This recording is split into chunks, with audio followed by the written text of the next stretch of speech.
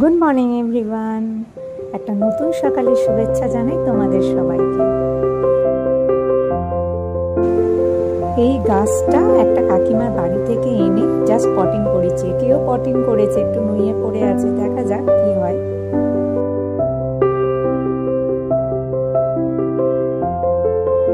আজকে করছি ওলকপি দিয়ে শোল মাছের ঝোল।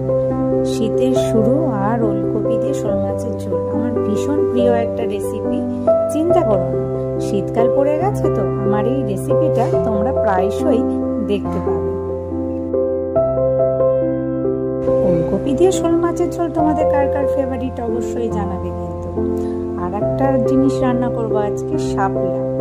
এটা আমি খেয়েছিলাম একটা কলিগের বাড়ি থেকে রান্না করে এনেছিল, সেখানে খেয়েছিলাম, বেশ ভালো লেগেছিল। এটা আমার সেকেন্ড টাইম প্রচেষ্টা। শাপলাটা আমি আবার চিংড়ি দিয়ে খেতেই বেশি ভালোবাসি, অনেকে আবার সর্ষে দিয়ে খায়। আমি তেলের মধ্যে কালো জিরে শুকনো লঙ্কা দিয়ে চিংড়িগুলো ভালো করে ভেজে নিয়েছি। তারপর তাতে রসুন আর পেঁয়াজ দিয়ে ভালো করে কষে নেব। তোমরা চাইলে চিংড়িগুলো তুলে নিয়ে তারপর ধীরে ধীরে রসুন পেঁয়াজ দিতে পারো। আসলে আমার হাতে সকালে তো টাইম কম থাকে, তাই এই তাড়াহুড়ো।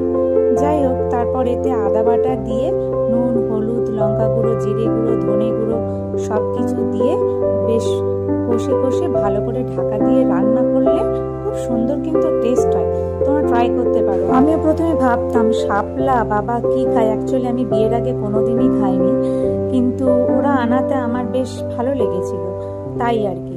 তো যাই হোক, এরকম কষতে কষতে যখন একটু লালচে রং হয়ে আসবে আর পুরো শুকিয়ে যাবে রস, তখন নামিয়ে নিতে হবে। তো চলো, টাটা।